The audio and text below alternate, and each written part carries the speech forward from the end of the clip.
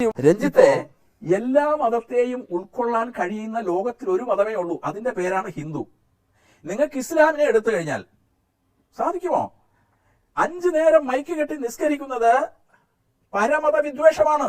അതെങ്ങനെയാണ് 5 നേരം നിസ്കരിക്കുന്നത്? എനിക്ക് എന്റെ വിശ്വാസമെന്നും നിങ്ങൾക്ക് നിങ്ങളുടെ വിശ്വാസമെന്നും വിശുദ്ധ ഖുറാനിൽ തന്നെ പറയുന്നുണ്ട്. വിശുദ്ധ ഖുറാനിലെ 5 നേരം നിസ്കരിക്കുമ്പോൾ നിങ്ങൾ പറയുന്ന അല്ലാഹു അല്ലാതെ ഒരു ദൈവമില്ല. അല്ലാഹുവിൽ വിശ്വസിക്കാത്തവനെ കാഫിർ എന്നാണ് വിളിക്കുന്നത്.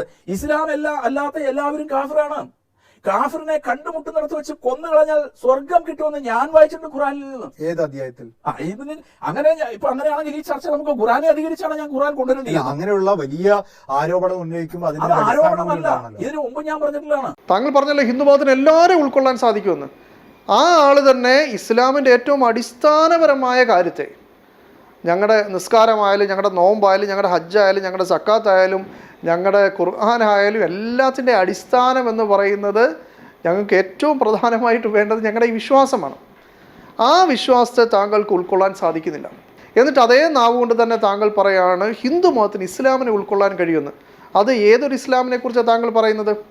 ആ ഇസ്ലാം മതത്തിൽ അള്ളാഹുവും ഒരു ദൈവം, പിന്നെ കുറേ നിങ്ങൾ വിശ്വസിക്കുന്ന ദൈവങ്ങൾ, ഇങ്ങനെ എല്ലാവരെയും കൂടെ ഞങ്ങൾ കൂട്ടുകയാണെങ്കിൽ ഹിന്ദു മതത്തിന് ഇസ്ലാമിനെ ഉൾക്കൊള്ളാൻ സാധിക്കുമെന്നാണോ? എങ്കിൽ ആ മതത്തിൻ്റെ പേര് ഇസ്ലാം മതം എന്നല്ല, ആ മതത്തിൻ്റെ പേര് ഹിന്ദു മതം എന്നാണ്.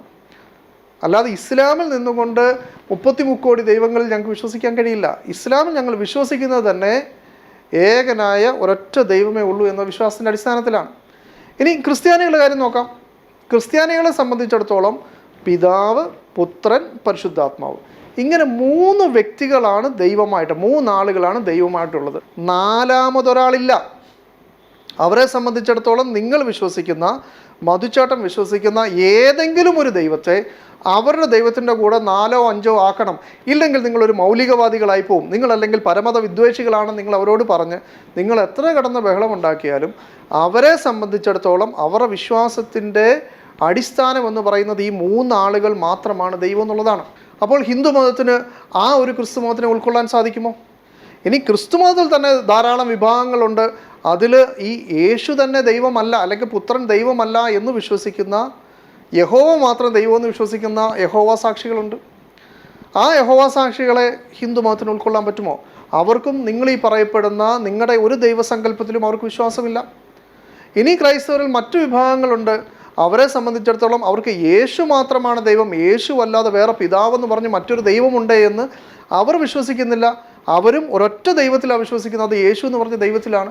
അപ്പോൾ അവരെ സംബന്ധിച്ചിടത്തോളം ഹൈന്ദവ മതവുമായി ബന്ധപ്പെട്ട മറ്റു ഒരു ദൈവങ്ങളെയും അവർ വിശ്വസിക്കുന്നില്ല. അങ്ങനെ ഒരു ക്രിസ്തു മതത്തിനെ ഹിന്ദു മതത്തിന് ഉൾക്കൊള്ളാൻ സാധിക്കുമോ? ഈ എല്ലാ മതങ്ങളെയും കൂടി ഹിന്ദു മതത്തിനകത്ത് ഉൾക്കൊള്ളിക്കാൻ നോക്കുന്നത് എന്താ?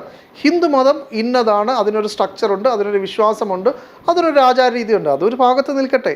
ഇസ്ലാമിൻ്റെതായ വിശ്വാസ പ്രമാണങ്ങളുണ്ട്, ആചാര രീതികളുണ്ട്, അനുഷ്ഠാനങ്ങളുണ്ട്, അതങ്ങനെ നിൽക്കുന്നു. ക്രിസ്തു മതത്തിന് അതിൻ്റേതായൊരു സ്ട്രക്ചറുണ്ട്, ജൂതമതത്തിന് അതിൻ്റേതായൊരു സ്ട്രക്ചറും വിശ്വാസമുണ്ട്.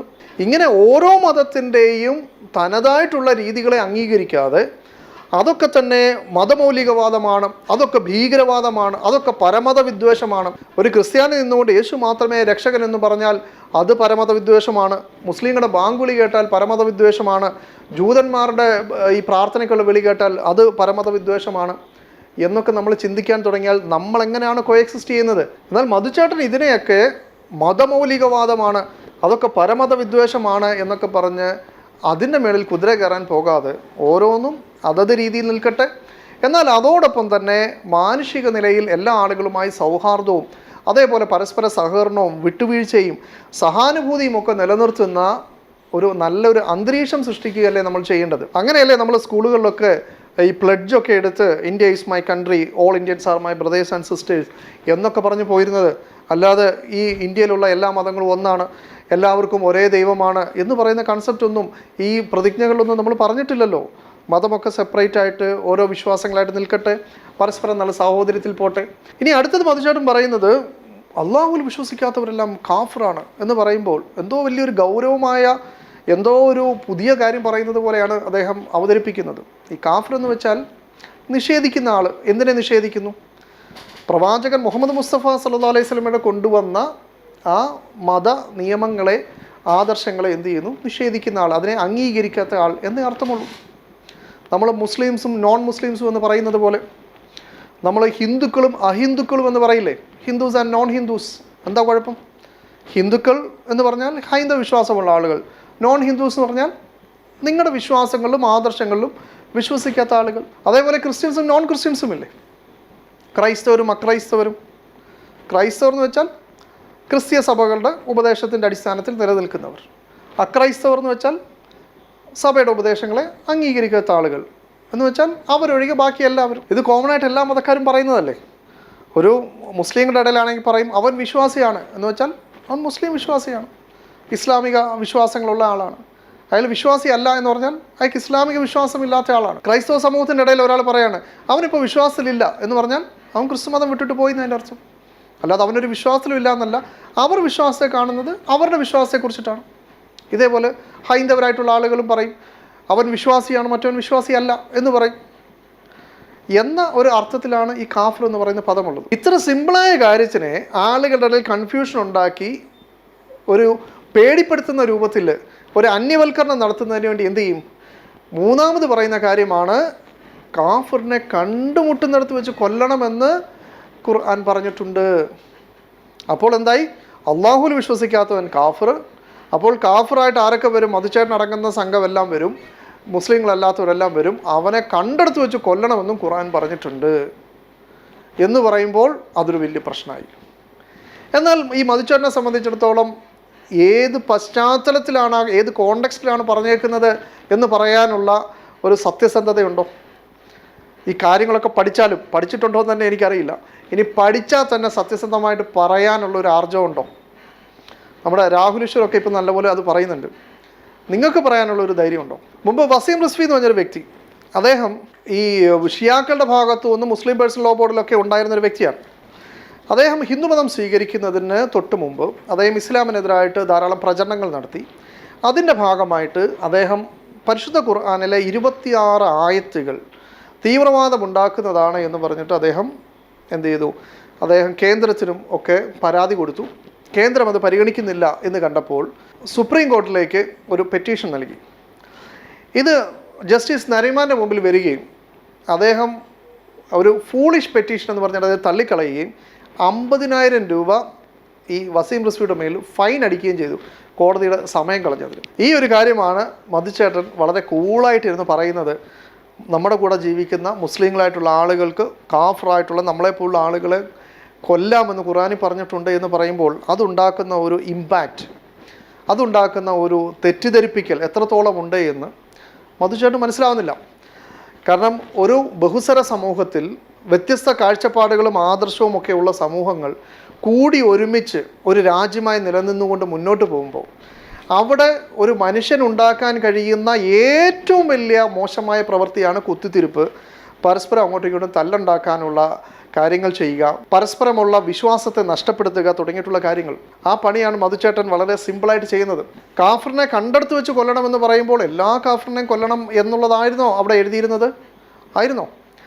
മധുചേട്ടൻ വളരെ നിരുത്തരവാദപരമായി അത് പറയുമ്പോൾ മുസ്ലിങ്ങളായിട്ടുള്ള ആളുകൾക്ക് അത് മറുപടി പറയാൻ ഒരു പാടുള്ള കാര്യമേ അല്ല. ഇത് ഈ വസീം റിസ്വി ഒക്കെ ഈ സുപ്രീം കോടതിയിലേക്ക് പോയ സമയത്ത് മുസ്ലിം പണ്ഡിതന്മാർ വളരെ ചുരുക്കം പേജുകളിൽ ഈ 26 ആയത്തുകളുടെ വിശദീകരണം എഴുതി പൊതുസമൂഹത്തിൻ്റെ മുമ്പിൽ അത് നൽകുകയും അത് കേരളത്തിലൊക്കെ അത് മലയാളം ഭാഷയിൽ തന്നെ അവൈലബിൾ ആണ്.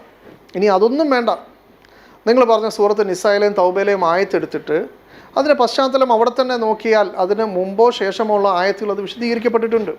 സൂറത്ത് നിസായിലാണെങ്കിൽ കപടവിശ്വാസികളായിട്ടുള്ള ആളുകൾ അവർ വിശ്വാസികളായിട്ട് ഈ ആളുകളുടെ ഇടയിൽ അഭിനയിക്കുകയും എന്നാൽ ശത്രുക്കളോട് ചേർന്നുകൊണ്ട് അവിടെ പ്രശ്നങ്ങൾ ഉണ്ടാക്കുകയും ചെയ്യുന്ന സമയത്ത് അവരോട് യുദ്ധം ചെയ്യാനാണ് പറഞ്ഞത്, എല്ലാ വിശ്വാസികളോടുമല്ല.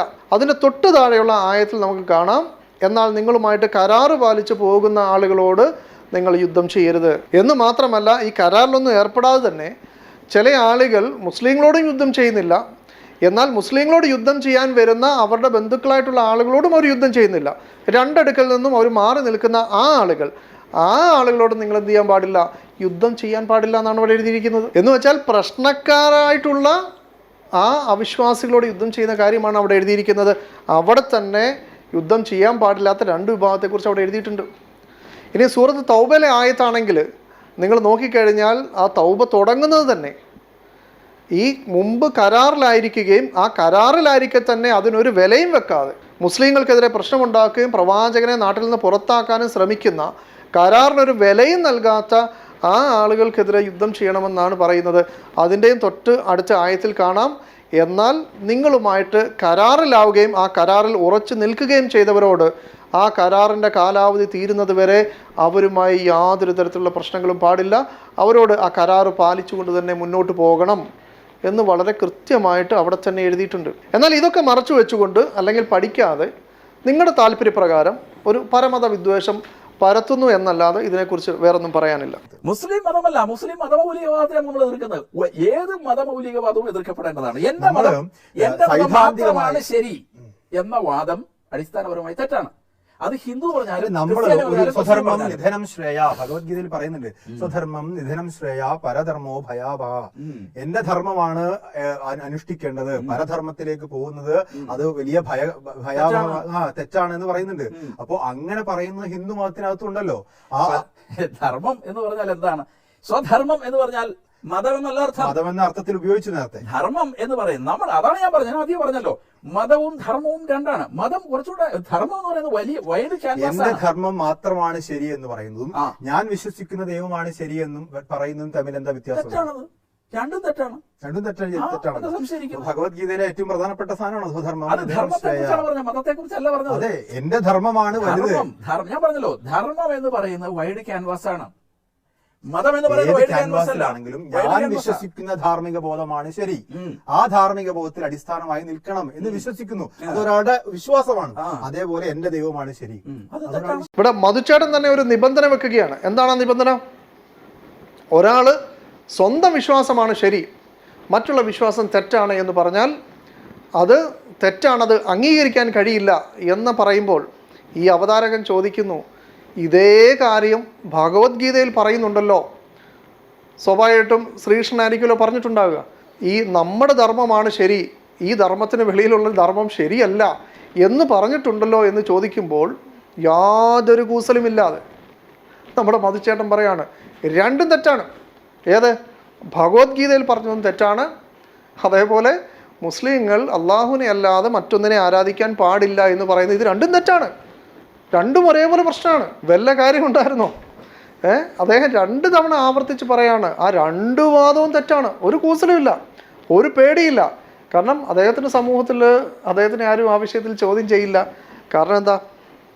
അങ്ങനൊരു മതവിശ്വാസത്തിൻ്റെ പേരിലോ അല്ലെങ്കിൽ ഒരു ആദർശത്തിൻ്റെ പേരിലോ ഒന്നുമല്ല, ജസ്റ്റ് ഒരു പൊളിറ്റിക്സ് ആണ് ഇതിൻ്റെയൊക്കെ പിന്നിൽ. പക്ഷേ മധുച്ചേട്ടൻ പറയുന്ന ആ പൊളിറ്റിക്സ് കൊണ്ട് കേരളത്തിലെ എല്ലാ ജനങ്ങൾക്കും അല്ലെങ്കിൽ ഇന്ത്യയിലെ എല്ലാ ജനങ്ങൾക്കും സന്തോഷകരമായി സുഖമായി ജീവിക്കാൻ പറ്റുന്നൊരു പൊളിറ്റിക്സ് അല്ല.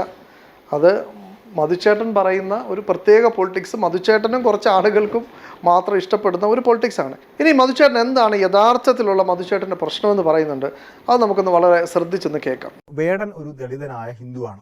അപ്പോൾ വേടനെതിരായിട്ട് താങ്കൾ പറയുമ്പോൾ അത് ദളിതർക്കെതിരാവാതിരിക്കാൻ താങ്കൾ വളരെ ബോധപൂർവം അതൊരു ഇസ്ലാമിക് അജണ്ടയാണെന്ന് പറയുന്നു. RSSന്റെ വളരെ പ്രധാനപ്പെട്ട അജണ്ടയാണ് ഒരു ഇസ്ലാമിക വിരുദ്ധമായ പ്രചരണം എന്ന് പറയുന്നത്. അപ്പോൾ വേടനെ കൊണ്ടുപോയി ഒരു ഇസ്ലാമിക് അജണ്ടയിൽ കെട്ടിക്കഴിഞ്ഞാൽ താങ്കളുടെ സേഫാണ്.